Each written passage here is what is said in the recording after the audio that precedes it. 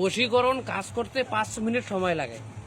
5 minute সময় লাগে বশীকরণ কাজ করতে, কিন্তু শর্ত হচ্ছে একটা, যে 10 কেজি বা 20 কেজি মিষ্টি বা 3 থেকে 4 মণ মিষ্টি যদি আপনি তাদেরকে খাওয়ান, তারা তো খাবে না, নাকি জিন খাবে।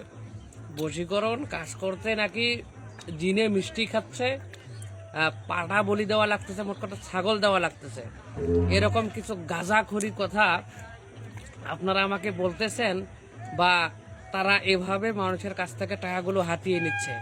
আসলে আপনাদেরকে ব্রেন নাই যে বশীকরণ কাজ করতে কখনো মিষ্টি লাগে বা ছাগল লাগে?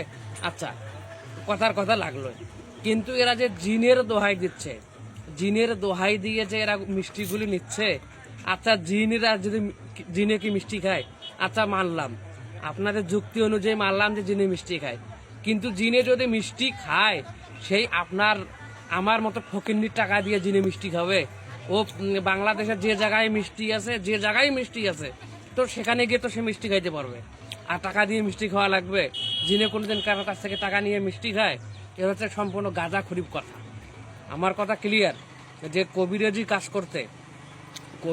কাজ করতে কখনো জিনে মিষ্টিও খায় না, আর পাটা বলিও দেওয়া লাগে না বশীকরণ কাজে।